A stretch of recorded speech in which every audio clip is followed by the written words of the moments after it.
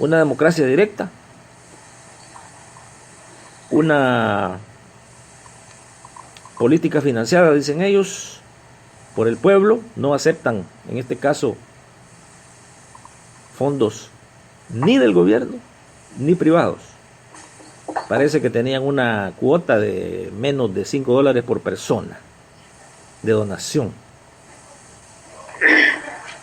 La bandera que ellos tienen es la bandera en donde condenan abiertamente el sistema que le ha dado origen y nacimiento a la corrupción. Le dijeron no a $42 millones que el gobierno los quería comprar y decirles: aquí les vamos a dar estos $42 millones para que participen en la campaña electoral. Entonces, un movimiento que lleva también entre sus consignas defender el agua pública. Imagínense, amigos y amigas, poner esto como consigna, el agua pública. Que ya el agua se está convirtiendo, obviamente, en el oro del siglo XXI. Ya también cubrimos espacios acá de que una de las razones por las cuales el Comando Sur ha sido activado en América Latina es precisamente para ir por estos recursos naturales. Y ya está comprobado que en América Latina, América es el lugar en donde el 50% del agua más pura, más dulce del mundo se encuentra. Especialmente en los 5 países que ya mencionábamos en el pasado. Que irónicamente es donde Estados Unidos ahorita está montando su aparato de bases militares. Entonces, hablar de la creación de un movimiento o de un partido político es una cosa profunda. Por eso hablábamos con nuestros analistas de que pues un programa no es suficiente, pero por lo menos vamos a tocar un poquito. Y sí, les prometemos a nuestros amigos acá que vamos a seguir profundizando aún más, pero queríamos darles estos detalles acá, ¿no? Y yéndonos de regreso al movimiento 5 estrellas, en los últimos 3-4 años han logrado adueñarse de ya varias alcaldías importantísimas en Italia. Ya se metieron al Parlamento italiano, ya tienen presencia política en la realidad política de Italia, inclusive una de las alcaldías más importantes de Europa, no de Italia sino que de Europa, como la de Roma, ellos ya la tienen. Entonces hay razones objetivas, subjetivas, directas, concretas, tocables, de que cuando el pueblo ya no opta por acorralarse, nadie lo puede detener. En El Salvador, obviamente, el pueblo se ha acorralado por las maras, por una violencia institucionalizada, por una tradición histórica de un país que en el día tiene los cuerpos de seguridad que en la noche se convierten en escuadrones de la muerte o grupos de exterminio, listos para exterminar los nombres que aparecen en las listas que a ellos se les asigna y que en muchos casos viene directo de la Embajada de Estados Unidos, como lo fue en los 80s y como lo ha sido en muchos países de América Latina. Entonces, ya vamos a darle el micrófono a nuestros analistas en Centroamérica, pero queríamos, por ejemplo, irnos a cuestiones recientes. Independientemente de los resultados, también recuerden ustedes lo que ha pasado en Grecia. Otro movimiento que pone a tambalear no solamente a los intereses económicos de Grecia, sino que también de Europa y, ¿por qué no?, el sistema en su totalidad. Y es este movimiento que le llamaron ellos la coalición de la izquierda radical, que se conoce como el movimiento Syriza. Se dicen ellos, pues es un movimiento que desembarcó o que se consolidó y llegó a ser ya un partido político. Pero inicialmente, que es lo que estamos hablando aquí de El Salvador, inicialmente fue fundado como una coalición, como un movimiento, en donde de hecho habían docenas de grupos. Para ser más exacto, de acuerdo a algunos miembros inclusive de este mismo partido político, decían que se iniciaron con casi 13 grupos de la sociedad civil y políticos independientes, en donde habían tendencias dentro de la misma izquierda, en donde se hablaban de socialistas democráticos, ecologistas, marxistas, leninistas, maoístas, trotskistas, anti-europeos, eurocomunistas. Bueno, ya ve usted, amigo y amiga, una coalición de algo que ya a nivel universal se puede decir que es hasta una ventaja quizás para los pueblos, porque la mayoría de los países del mundo ahora, este sistema atroz al que el Papa lo ha llamado como un sistema antihumano, destructor, un sistema que ya ha producido como regla que la mayoría de los países del mundo, el 70-80% de la población queda aislada de todos los beneficios.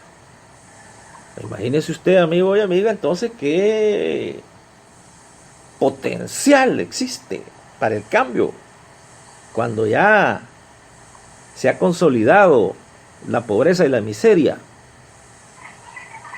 en más de la mitad de las poblaciones a nivel mundial. De ahí entonces que surge esta coalición que, óigame, aclaremos acá,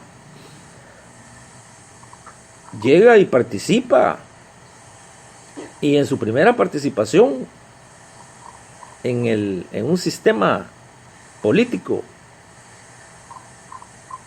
intoxicado, envenenado por un sistema universal de capitalismo salvaje, como lo menciona Naomi Klein en su gran libro.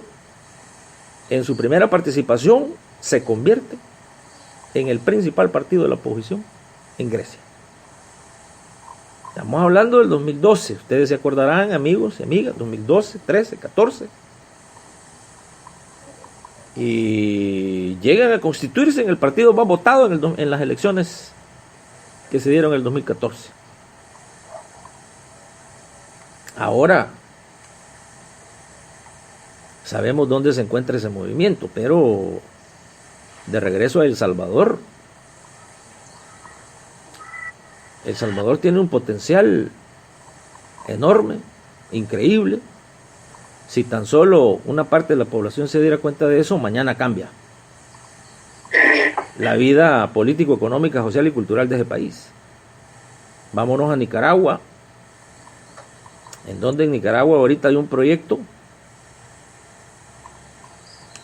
financiado por capitales ajenos a los tradicionales, capitales ajenos a esas instituciones aberrantes, como lo son el Fondo Monetario Internacional, el Banco Mundial y el capital estadounidense. En Nicaragua se están financiando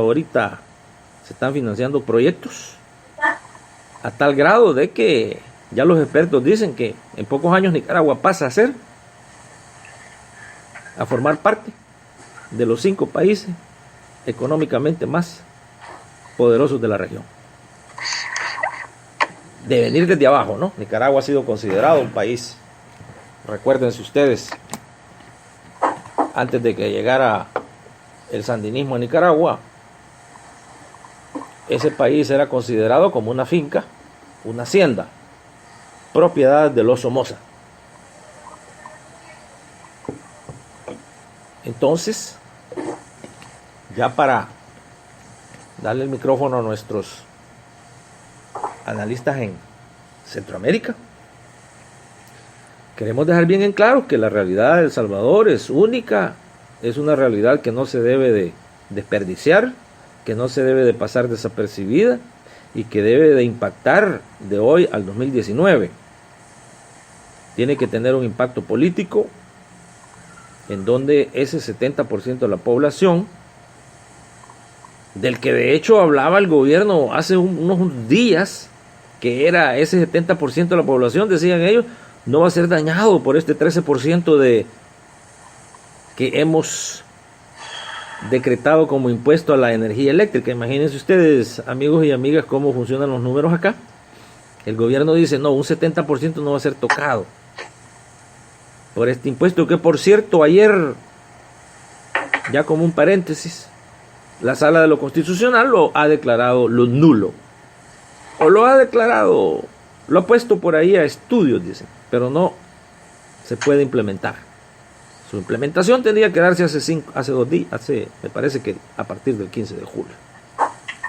Queda anulado por la Sala de lo Constitucional, que para muchos pues es un arma jurídica de las familias más poderosas, al servicio de las familias más poderosas de El Salvador.